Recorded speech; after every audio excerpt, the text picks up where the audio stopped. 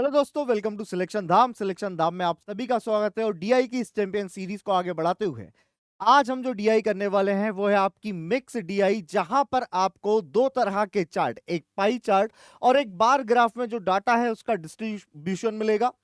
इससे पहले की जो हमने वीडियोस की हैं उनमें हमने सिंगल चार्ट वाले सारे क्वेश्चन कवर कर लिए। अगर आपने वो क्वेश्चन नहीं किए हो तो उनकी लिंक वीडियो के डिस्क्रिप्शन में, आप वहां से जाकर जरूर उन वीडियो को देख लें।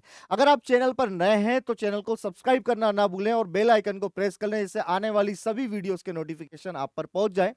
ये डीआई एग्जाम के पर्पज से बहुत ज्यादा इंपॉर्टेंट है और अगर आप बैंकिंग एग्जाम की तैयारी कर रहे हो तो इसको सोल्व करना सीखना आपके लिए भी इंपॉर्टेंट है, क्योंकि ये डीआई जो है वो बैंकिंग एग्जाम में लगातार पूछी जाती है। अच्छा, अगर हम बात करें तो इस डीआई को सोल्व करने से पहले हम इसका पढ़ेंगे पूरा इंस्ट्रक्शन के क्या दिया हुआ है और किस तरह से हम इसे सोल्व करना है। जैसे ये इंग्लिश में डायरेक्शन है, यहाँ हिंदी में डायरेक्शन है, एक बार हम इंग्लिश में पढ़ लेते हैं। Study the following pie chart and bar graph carefully and answer the following question given beside. बोल रहा है the pie chart shows the percentage of employees working in 4 different banks and the bar graph shows the percentage of employees promoted in these bank. ये जो दिया हुआ है, ये क्या दिया हुआ है? पाई चार्ट चार अलग अलग बैंक में काम करने वाले कर्मचारियों के प्रतिशत को दिखाता है।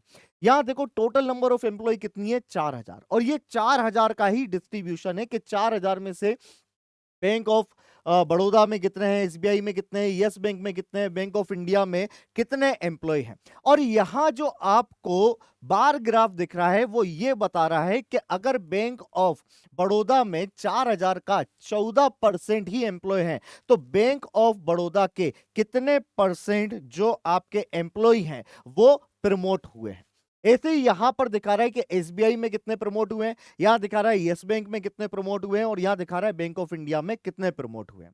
तो देखो, मैंने आपको पाई चार्ट में एक चीज बताई थी कि अगर यहां पर डाटा सिर्फ सिंगल डिजिट में आपको दिया हो, सिंगल डिजिट में नहीं मतलब सिंगल नंबर आपको दिया हो और उसी का डिस्ट्रीब्यूशन अगर दिए तो आपको इसकी वैल्यूज निकालने की कोई जरूरत नहीं है।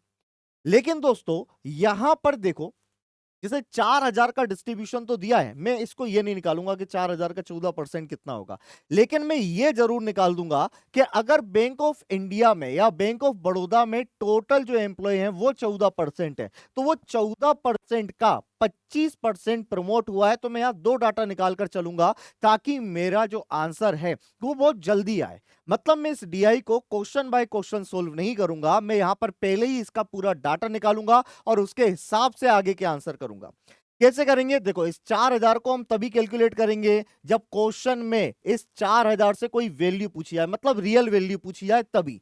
अगर रेशियो पूछेगा हम इसका कैलकुलेशन नहीं करेंगे, अगर आपसे परसेंटेज में कोई क्वेश्चन पूछेगा हम इसका कैलकुलेशन नहीं करेंगे। यहां देखो, हम क्या निकालते हैं, हम ये निकाल लेते हैं जैसे बैंक ऑफ बड़ौदा है तो बैंक ऑफ बड़ौदा के टोटल 14% जो एम्प्लॉय हैं उसका 25% जो है वो क्या हो रहा है, प्रमोट हो रहा है। अच्छा, 14 का 25% निकालना, 25% का मतलब होता है आधे का आधा। तो आधे का आधा, इसका आधा कितना होगा, 7, 7 का आधा होगा 3.5, मतलब 3.5% जो होंगे वो प्रमोट हुए। इसके बाद हम यहां देखें कि एसबीआई के कितने प्रमोट हुए, तो एसबीआई के 44% में से 50% प्रमोट हुए, मतलब प्रमोट हुए एम्प्लॉय का परसेंटेज रहेगा 22%। यही अगर हम यस बैंक का देखें तो यस बैंक का देखिए आप 20% दिया हुआ है और इस 20% का 55% प्रमोट हुए, मतलब 11% इसका प्रमोट हुए। और यहां हम देखें बैंक ऑफ इंडिया 22% है और 22% का 35 अगर हम निकालेंगे तो ये 7.7% आएगा। ये वो लोग हैं जो प्रमोट हुए हैं। अच्छा, प्रमोट अगर इतने लोग हुए हैं तो प्रमोट कितने नहीं हुए ये भी हम निकाल लेते हैं। जैसे यहां 14 में से अगर 3.5% प्रमोट हुए हैं तो बाकी बचे कितने आपके पास, 10.5% जो लोग होंगे वो प्रमोट नहीं हुए होंगे, क्योंकि इन दोनों का टोटल 14 होना चाहिए। 44 में से अगर 22% प्रमोट हुए तो 22% प्रमोट नहीं हुए होंगे। अगर यहां पर हम बात करें 20% में से अगर 11% प्रमोट हुए तो 9% प्रमोट नहीं हुए होंगे, और अगर ये टोटल 22% में से 7.7% प्रमोट हुए तो टोटल जो प्रमोट नहीं हुए होंगे 0.3 जोड़ोगे तो ये बन जाएगा 8, और 8 से 22 जाने के लिए यहां हम 14 करेंगे, 14 7 21 और ये 1 हो गया। इतने लोग क्या नहीं हुए होंगे, प्रमोट नहीं हुए होंगे। और ये डाटा आप अपने रजिस्टर पर भी लिख सकते हो, और इसके बाद हम एक एक करके इनके क्वेश्चन को सोल्व करेंगे। तो यही जो सेव डाटा है ये मैंने हर स्लाइड में भी फिक्स कर दिया है ताकि हम देखकर जल्दी से आंसर कर पाए। नहीं तो हमें क्या होता, हर अलग क्वेश्चन के लिए ये हमें डाटा अलग से निकालना पड़ता। अब क्योंकि आपके पास तो रजिस्टर है, आपने जो लिख लिया वो आपको दिख जाएगा, लेकिन यहां पर नहीं दिखेगा, इसलिए मैंने ये सारा डाटा जो है वो ऑलरेडी फिक्स करके यहां पर इस तरह से अरेंज कर दिया है कि कितने परसेंट प्रमोट हुए हैं, कितने परसेंट प्रमोट नहीं हुए हैं। और देखिए इसका पहला क्वेश्चन पढ़ते हैं और देखते हैं कि पहले प्रश्न का उत्तर क्या होगा। क्या बोल रहा है, what is the total number of promoted employees in BOB and BOI together. BOB और बीओआई में पदोन्नत कर्मचारियों की संख्या कितनी है, इनका हमें टोटल बताना है कि टोटल कितना है प्रमोटेड वाला। तो देखो बीओबी और बीओआई, अब बीओबी आपका ये हो गया, बीओआई आपका ये हो गया, इसमें प्रमोटेड इसमें 3.5 है, इसमें 7.7 है। अगर मैं दोनों को जोड़ दूं तो 3 7 10 10 और ये कितना हो गया 1.2, तो 3.5 प्लस 7.7, बोलो इतना ही आ रहा है। और ये हमें काय का निकालना है 4000 का। अच्छा इसको अगर हम सोल्व करेंगे तो ये कितना हो गया 5 7 12 2 7 3 10 और 11.2% काय का 4000 का। अच्छा ये पॉइंट लगाएंगे तो 1 जीरो हो जाएगी, परसेंट से 2 जीरो जाएंगी, 4 का पाड़ा पढ़ देंगे, आंसर होगा 448, जो कि हमारा सी ऑप्शन करेक्ट आंसर है। अब मैंने अलग अलग क्यों नहीं निकाला, क्योंकि मैंने आपको पाई चार्ट में बताया अगर सिंगल नंबर है तो उसका डिस्ट्रीब्यूशन सिंगल नंबर से ही होगा, तो उसे अलग अलग कैलकुलेट करने की जरूरत नहीं है। हम पहले 4000 का 14% निकालते हैं, फिर 14% का हम निकालते 3.5, या सॉरी 14% का हम 25% निकालते हैं, लेकिन हमने पहले ही कैलकुलेट कर दिया। अगर आप इन सब का टोटल करोगे तो टोटल 100 ही आएगा, क्योंकि अगर ये सब 100 है तो ये भी कितना हो जाएगा, टोटल 100 हो जाएगा। इसलिए हम अलग अलग कैलकुलेट नहीं कर रहे हैं, एक बार ही कैलकुलेट करेंगे 4000 में से। देखिए इसका दूसरा क्वेश्चन क्या है, सेकंड नंबर का क्वेश्चन हम देखते हैं कि क्या बोल रहा है। एसबीआई और बीओआई में पदोन्नत कर्मचारियों की संख्या, एसबीआई और बीओआई में पदोन्नत कितने परसेंट है, 22 और 7.7, तो कितने हो गए 29.7। इसलिए मैंने बोला था ये डाटा हम अगर लिख लेंगे पहले तो ये डीआई को सोल्व करने में बहुत ज्यादा मदद मिल जाएगी। 22 और 7.7 ये हो गया आपका 29.7। और बीओबी और यस बैंक में मिलाकर पदोन्नत नहीं किए गए कर्मचारियों की संख्या के बीच का अंतर क्या है। देखो बीओबी और यस बैंक में वो कर्मचारी जो पदोन्नत नहीं हुए, मतलब 10.5 और 9 कितने हो गए 19.5, इन दोनों का हमें डिफरेंस देखना है। देखो पहले हम परसेंट में डिफरेंस देख ले रहे हैं, कितने का डिफरेंस है 0.2, ये हो जाएगा 0, और ये 10.2%, ये भी हम काहे का निकालेंगे, आप बोलोगे 4000 का। देखो मैं 4000 का निकालूंगा तो परसेंट से 2 जीरो, पॉइंट से 1 जीरो, 4 से पहाड़ा पड़ेंगे इसका, तो ये 4 एकम 4, 4 दूनी 8, आंसर हो जाएगा 408। डी ऑप्शन हमारा करेक्ट आंसर हो गया। आई होप कि ये प्रश्न भी आपको समझ में आया हो कि अगर इस तरह की कोई डीआई दी गई है तो पहले पूरा डाटा निकाल लिया जाए ताकि हर क्वेश्चन को सोल्व करने में ज्यादा टाइम हमें ना देना पड़े। अब देखिए यहां पर अगला क्वेश्चन हम इसी के हिसाब से देंगे। बीओआई और एसबीआई में पदोन्नत कर्मचारियों की संख्या बीओबी में काम करने वाले कर्मचारियों की कुल संख्या का अनुपात आपको पता करना है।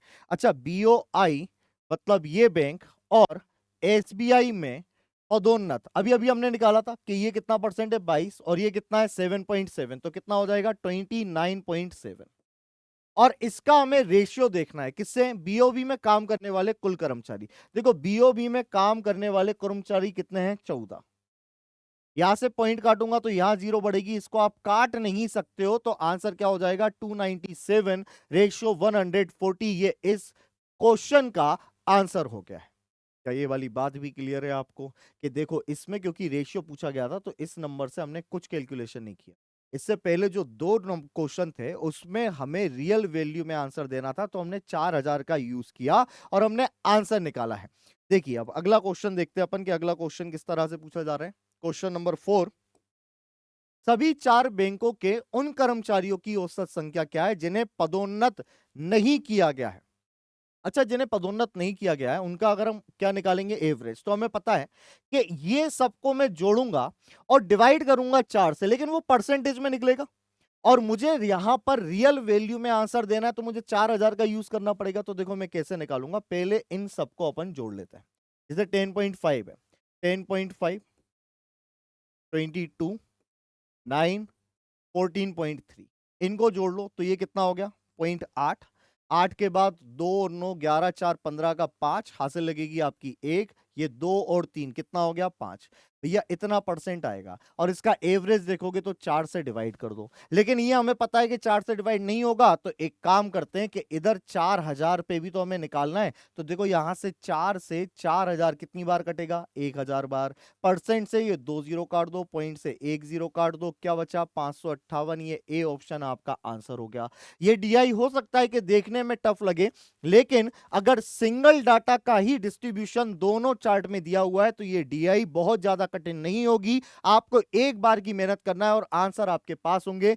इस डीआई का लास्ट क्वेश्चन देखिए कि लास्ट क्वेश्चन अगर आसान होगा तो फिर से आपको ओके तो ये क्वेश्चन जो है डीआई का वो मैं होमवर्क में डाल रहा हूं और आपको इसका आंसर कमेंट बॉक्स में जरूर देना है, क्योंकि यहां क्या पूछ रहा है, what percent of the total number employees working in BOI and SBI together is, किसका, यहां पर पूछ रहा था number of promoted employees working in yes bank and BOB. Yes bank और बीओबी की कर्मचारियों की जो संख्या है वो बीओआई और एसबीआई में काम करने वाले कर्मचारियों की संख्या का कितना प्रतिशत है, और ये हम सीख चुके हैं। इसका आंसर मुझे कमेंट बॉक्स में जरूर कीजिएगा। और इसी तरह से अगर डीआई सीखनी है आपको तो ये सीरीज एंड तक जरूर देखें, चैनल को सब्सक्राइब करें। मिलते हैं हम अगली वीडियो के साथ, तब तक पढ़ते रहिए, आगे बढ़ते रहिए। जय हिंद, जय भारत।